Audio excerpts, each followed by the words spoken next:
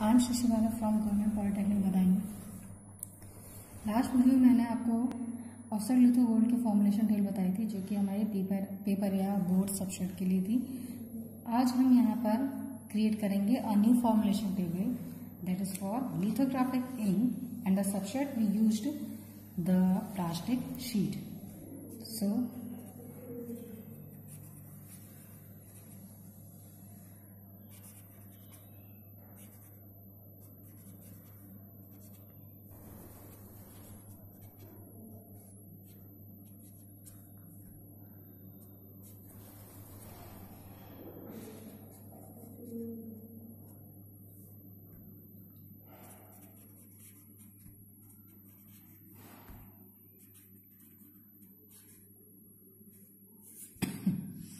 तो यहाँ पर हम आज क्रिएशन करेंगे formulation table for lithographic ink, और यहाँ पर जो आपकी सबसेट होगी वो प्लास्टिक शीट या फिर फॉइल्स बनाने में जो हम यूज करते हैं। जो आपकी फॉइल होती है, जो आपकी फॉइल होती है या फिर जो आपकी प्लास्टिक शीट होती है, उसके ऊपर हम इंक को जो प्रोवाइड करेंगे वो लिथोग्राफिक इंक हम यहाँ पर प्रोवाइड कर रहे हैं, और उसकी हम फॉर्मुलेशन टेबल यहाँ पर बताएंगे। तो हमारी सबसेट क्या है? प्लास्टिक शीट और फॉइल। अब यहाँ पर सबसे पहले हम बात करते हैं कंटेंट की।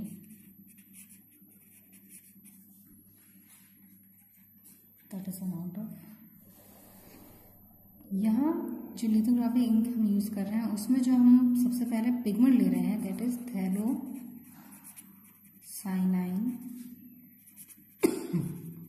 Green pigment.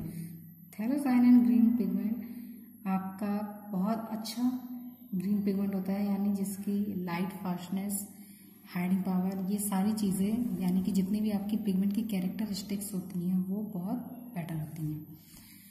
ये थैलोसाइनाइन ग्रीन पिगमेंट आपका इस फॉर्मुलेशन टेबल में लगभग 20% के लगभग लिया जाता है। इसके बाद जो आपका नेक्स्ट कंटेंट आता है that is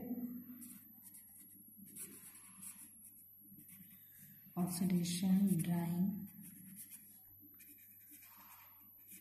vehicle. Oxidation drawing vehicle आपका 70% के लगभग लिया जाता है। फिर नेक्स्ट जो आपका है माइक्रोनाइज्ड पी वैक्स, जिसका अमाउंट है आपका 3%। तो थैलोसाइनाइन पिगमेंट के बाद जब हम बात करते हैं ऑक्सीडेशन ड्राइंग व्हीकल, पहले वाले में मैंने आपको बताया था कि वहाँ पर हम क्विकसिल्वर व्हीकल का यूज़ करते हैं जो काफ़ी रैपिडली आपका ड्राई होता है, और यहाँ जो हम यूज़ कर रहे हैं ऑक्सीडेशन ड्राइंग व्हीकल, वो जो आपका व्हीकल यहाँ पर इंक के अंदर यूज़ होगा, यानी कि the composition of binder with solvent, तो वो आपका नॉर्मल ऑक्सीडेशन ड्राइंग के थ्रू थोड़ा स्लोली ड्राई होगा कंपेयर देन क्विकसेट व्हीकल।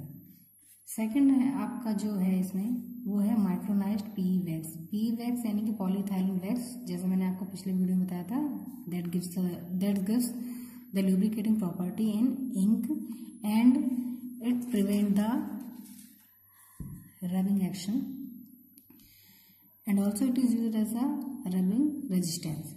तो माइक्रोनाइज्ड है यानी कि हम यहाँ पर जो पॉलीथाइलिन वैक्स लेंगे वो सारा कंटेंट आपका बहुत ही ज़्यादा सूक्ष्म विभाजित होगा, या फिर हम ये कह सकते हैं बहुत ज़्यादा फाइन पार्टिकल में होगा।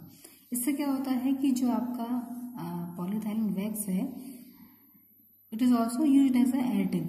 ये आपका एक एडिटिव ही होता है और इसे हम एडिटिव की तरह यूज़ करते हैं, पर डिफरेंट प्रॉपर्टी के बेस पे हम सारे एडिटिव को अलग अलग नेम दे देते हैं। तो ये जो आपका पॉलीथाइलिन वैक्स है माइक्रोनाइज्ड इसलिए यूज़ किया जाता है ताकि आपके पूरे व्हीकल में अच्छी तरह से ये डिस्पर्स हो जाए, अच्छी तरह से ये उसमें डिजॉल्व हो जाए, और क्योंकि अगर ये पार्टिकल्स बड़े होंगे तो डिजॉल्वेशन में थोड़ी सी प्रॉब्लम क्रिएट होती है, इसलिए हम माइक्रोनाइज्ड यानी कि बहुत ज़्यादा फाइन पार्टिकल्स यहाँ पर लेते हैं। नेक्स्ट जो आपका कंटेंट है दैट इज माइक्रोनाइज्ड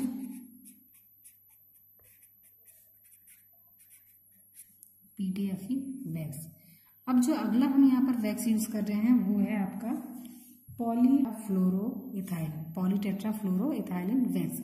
ये इथाइलिन पॉलीटेट्राफ्लोरोइथाइलिन वैक्स है, ये भी आपका पॉलीइथाइलिन वैक्स की तरह ही वर्क करता है। ये भी क्या करता है, आपके फ्रिक्शन को लेस कर देता है। और लुब्रिकेटिंग प्रॉपर्टी इसमें प्रोवाइड करता है। तो ये आपका 1% के लगभग यूज़ किया जाता है। अगला है आपका ड्रायर। पिछले वीडियो में मैंने कहा था कि कोबाल्ट और मैग्नीज ड्रायर्स का हम यूज़ करते हैं, और कोबाल्ट ड्रायर क्या है, आपका एक प्राइमरी सरफेस ड्रायर है। लेकिन यहाँ पर हम कोबाल्ट ड्रायर के साथ में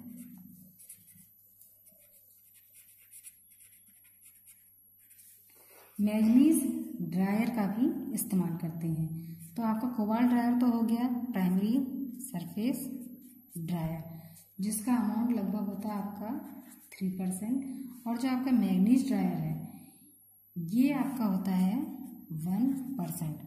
तो कोबाल्ट ड्रायर के बारे में तो मैं आपको पहले ही बता चुकी हूँ।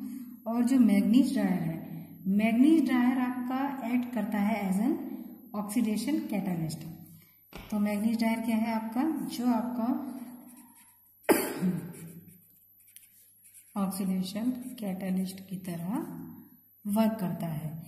ठीक है, तो ऑक्सीडेशन कैटालिस्ट की तरह वर्क करता है। इससे क्या होता है, जो ड्राइंग ऑयल का क्यूरिंग टाइम है, यानी जो आप ऑयल यूज कर रहे हैं यहाँ पर, तो ड्राइंग ऑयल का जो क्यूरिंग टाइम है, यानी उसके पूरी तरह सूखने की जो प्रक्रिया है, वो क्यूरिंग टाइम आपका यहाँ पर क्या हो जाता है, स्पीडली ग्रो कर जाता है, यानी कि क्यूरिंग टाइम आपका इंक्रीज कर जाता है। और इसके अलावा जो आपका मैग्नीज ड्रायर, अगर आप इसे हाई अमाउंट में मिलाते हैं, अगर इसका अमाउंट आप हाई कर देते हैं, तो जो सरफेस है उस पर आपकी रिंकल या फिर आपकी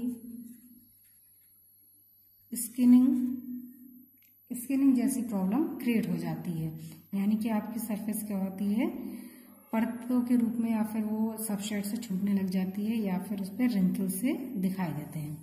तो जो मैग्नीज ड्रायर है वो हमेशा कोबाल्ट ड्रायर के साथ ही यूज़ करता है। तो कोबाल्ट ड्रायर के साथ हम जब उसे यूज़ करते हैं तो उससे क्या हो जाता है, आपकी जो रिंकल और स्किनिंग है ये काफ़ी हद तक हमारी रिड्यूस हो जाती हैं।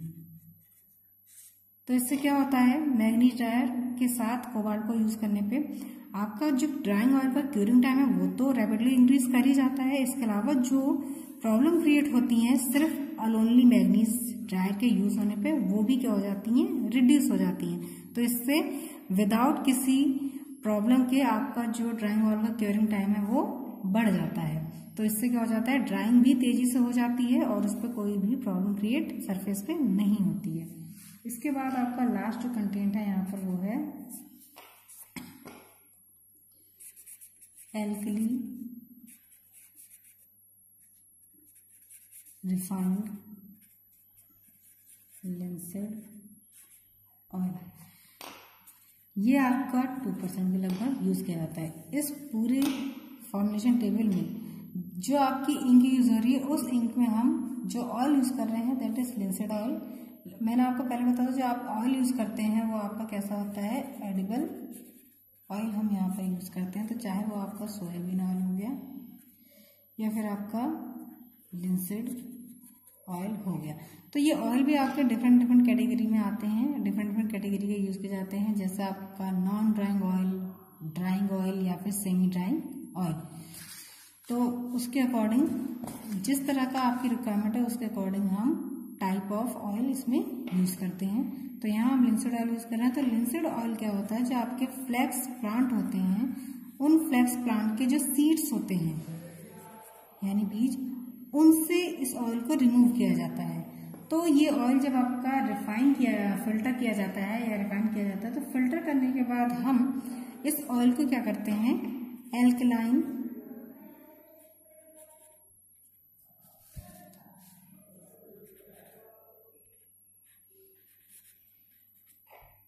वाटर से इसे वॉश करते हैं। एल्कलाइन वाटर से वॉश करने के बाद क्या होता है, जो आपके लिंसेड ऑयल में, जो आपका फिल्टर लिंसेड ऑयल होता है, उस ऑयल में कुछ एसिड्स की इम्प्योरिटीज होती हैं, और ये एसिड की इम्प्योरिटीज एल्कलाइन वाटर से वॉश करने के बाद काफ़ी हद तक रिमूव हो जाती हैं।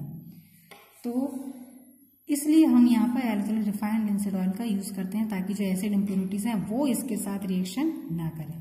तो इस तरह से हमारी फॉर्मुलेशन टेबल क्रिएट होती है लिथोग्राफी इंक की, जो आपके प्लास्टिक शीट ऑफ फॉइल्स के लिए यूज़ की जाती है।